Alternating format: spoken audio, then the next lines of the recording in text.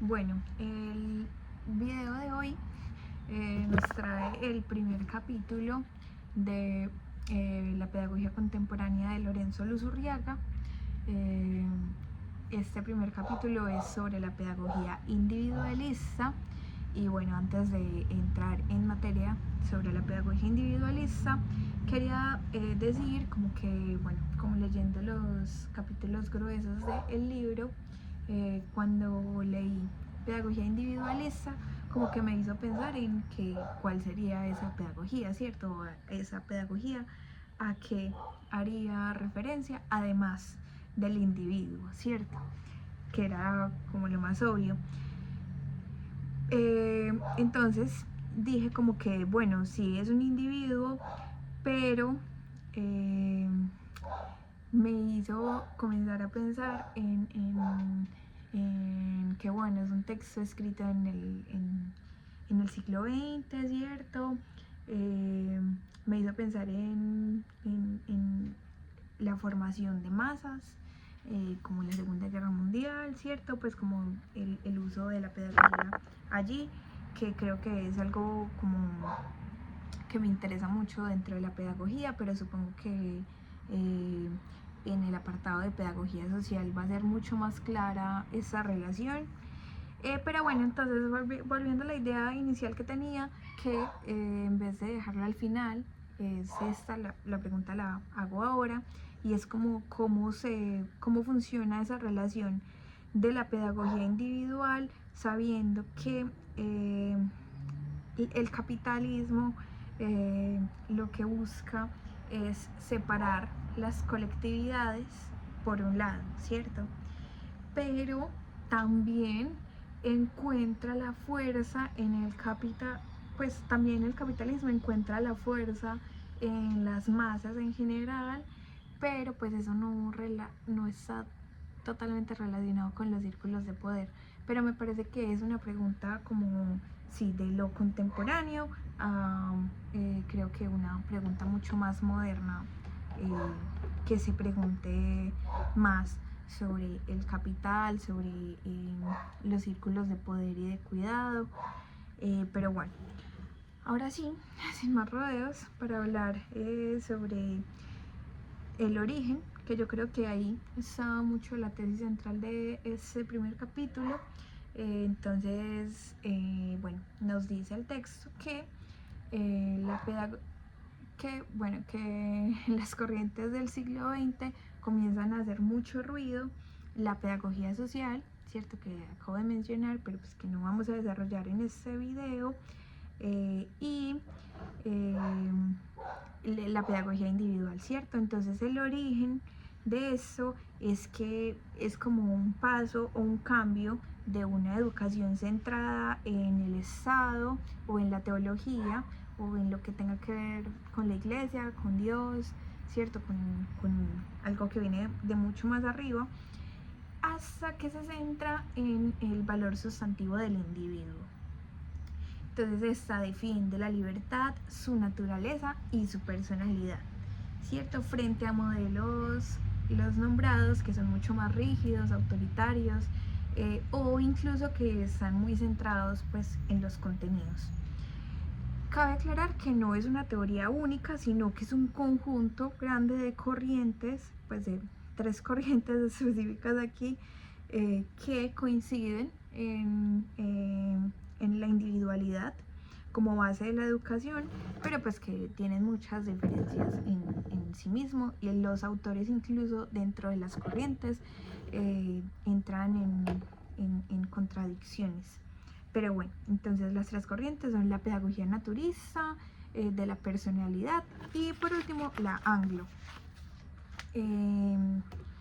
Bueno, la primera, que es la corriente naturista, como su principal expositora, Ellen Key, que es una pedagoga sueca.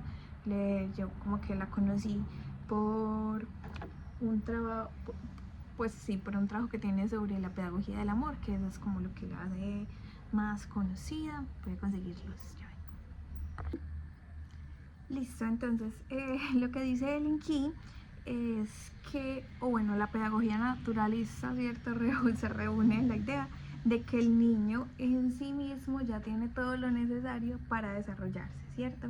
Entonces, bueno, en esta corriente se retoma a Rousseau y se dice que el problema no es el niño, sino la educación que lo deforma. Y hay otra idea importante que ellos dicen, y es como educar es intervenir lo menos posible. Bueno, voy a usar el texto directamente como para hacer énfasis en algunas cosas que los autores dicen, porque pues es un capítulo que retoma muchas ideas de autores y me gustaría mucho pues como hacer un buen énfasis en lo que dice cada uno, ¿cierto? Entonces, bueno, lo que inicia es que dice Ellen Key que el crimen pedagógico es siempre comprimir la naturaleza propia del niño y sobrecargarla con el peso de los demás. Dice también que el fin de la educación futura será crear un mundo de belleza en el cual se dejaría al niño desarrollarse y moverse libremente hasta el momento en que se tropezara con la frontera inquebrantable del derecho de los demás. Bueno, de eso no tengo mucho que decir. De esa corriente también aparece Gurlitt, que habla sobre el valor nacional de la educación, defiende la libertad didáctica y pedagógica del maestro, a la erudición opone el sentido crítico de la personalidad, al intelectualismo, el cultivo de la voluntad y la capacidad física y estética.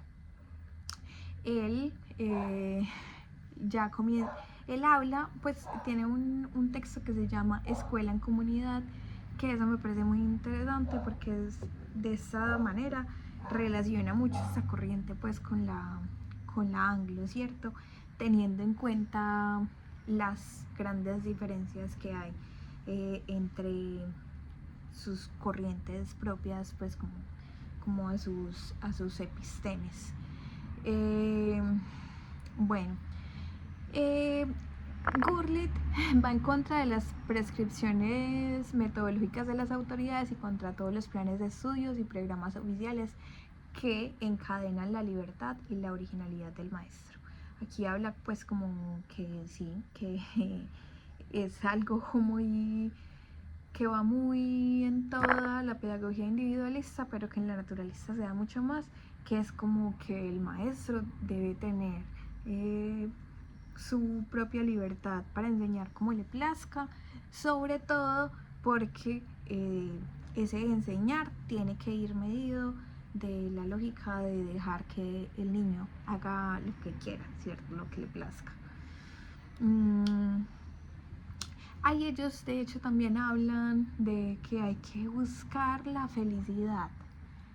Si no estoy mal, si no va a ser en la de la personalidad. Creo que es en la de la personalidad, perdón.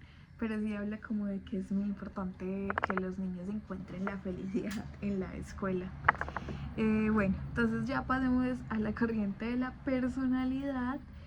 Bueno, hay una cosa muy importante y es que Gurlitt dice que es la escuela más rara del mundo porque los maestros son los alumnos. Y dice que él se limita a estar ahí para cuando los alumnos le pidan ayuda, pues cuando ellos deseen, ¿cierto? Bueno, entonces, la corriente de la pedagogía de la personalidad, sus principales exponentes, Gaudic y Weber, aquí dicen que no basta con dejar que el niño crezca, ¿cierto? Sino que hay que ayudarle a construirse como persona. No es solamente ser uno mismo, sino llegar a ser alguien, y ese alguien que tenga valores, que pueda tomar decisiones, que pueda hacer proyectos de su vida. Ya aquí, entonces, dice ya que es una pedagogía mucho más espiritualista, dice que trata de salvar la oposición entre la concepción individual y social de la educación. Supongo que viene de esa discusión entre la pedagogía social y la pedagogía individualista. Aquí volvemos a hablar sobre el papel del arte en la educación, de la educación estética. De hecho, Weber es el que dice que la estética debe figurar junto a la ética y la psicología como las doctrinas fundamentales de la pedagogía. Dice que la norma esencial pedagógica es la educación para la autoactividad y la autonomía. Luego, también aparece que la personalidad es un principio de suprema actividad. Dice el texto básicamente que la pedagogía de la personalidad concibe así al alumno en la totalidad de su existencia físico-espiritual. Cierto que desde la personalidad, la síntesis de lo individual y lo social, de lo cultural y lo natural, de lo físico y lo espiritual, cierto que es todo ese conjunto de el ser. Dice que el maestro debe ser una personalidad formada, madura, y aquí habla de la relación que debe tener con el alumno, con el niño, perdón por decir alumno, que debe estar en una relación íntima, ¿cierto? Para poder enseñarle o formarle. Bueno, luego ya entonces hablamos de la última corriente. Este video se hizo muy largo, perdón, se anocheció y todo. Es la corriente anglosajona, principales exponentes, James, Nunn y Russell, ¿cierto? Aquí lo más importante es mantener el valor del individuo, pero saber que está dentro de una sociedad democrática.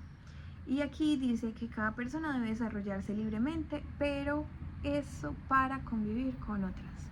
Entonces dice aquí como que pensemos esa relación entre los pedagogos anglosajones, que son de una constitución democrática, frente a la de los países germánicos, que son de carácter colectivista, ¿cierto?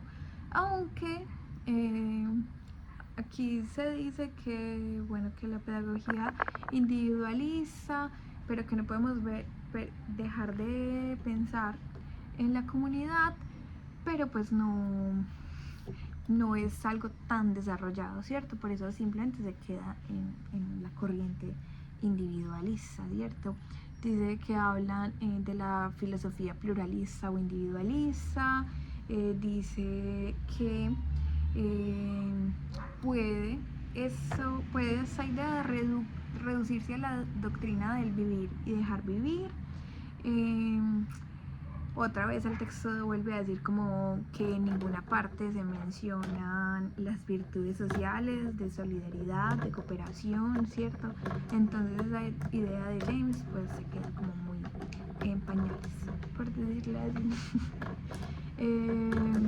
Bueno, dice que Percy Nunn dice que nada bueno llega al mundo si no es en y por las libres actividades de los hombres y mujeres individuales o autónomos, diría yo. Sí, creo que es esa palabra individual aquí cobra mucho sentido si se le nombra como autonomía, ¿cierto? Bueno, dice que la escuela debe formar a sus alumnos en la tradición del afecto fraternal y del servicio social. Y cuando habla de esto, entonces como que me vuelvo a preguntar. Por eso que les dije, pues como del texto de Ellen Key, que se llama La pedagogía del amor. Aquí dice que cada persona libre para obtener del medio común lo que necesita de su naturaleza y para enriquecer a ese medio común con lo que sea más característico de sí mismo, ¿cierto? Es como tomar, pero también aportarle a eso. Aquí ya comienzan a hablar sobre la democratización del sistema educativo, de hacerlo más asequible, pero también se pregunta como si darle a todo el mundo una educación de calidad puede ser realmente útil y no simplemente va a terminar por no ser una educación de calidad. Y ya, eso fue todo. Creo que fue un video muy largo, pido disculpas, pero creo que sí había como que hacer énfasis mucho en los autores, como simplemente por ese ejercicio expositivo de lo que pueden decir, cómo se puede contrarrestar, ¿cierto? Pero pues bueno, ahí tenemos como ese sentido. A mí me deja la pregunta personal, además del inicio sobre el capitalismo, que creo que tiene una relación y que puede ser una pregunta que perdure sobre todo el libro, ¿cierto? Hasta llegar a hablar eso de las masas. Eh, Me hace preguntarme, por ejemplo, cómo la mediación y promoción de lectura podría funcionar con, con esas corrientes. Eh, si un niño, ¿qué crees? Pues sí, creo que son muchas cosas, ¿cierto? Pero entonces como qué se puede leer, qué no se puede leer, cómo llegar a decidir. Eh, sí, no sé, pues cómo se puede llegar a cultivar un hábito. Pero ya, eso es todo. Gracias. Chau.